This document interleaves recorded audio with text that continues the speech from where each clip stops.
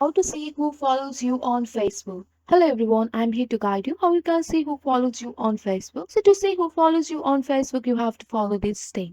First of all, you have to launch the Facebook app on your mobile device.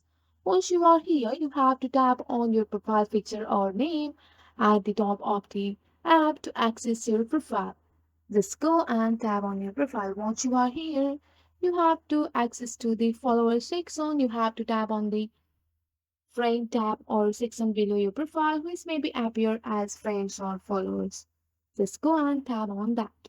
Once you are here, in some version you might need to tap the more button or three dots and select the followers from the drop down menu here.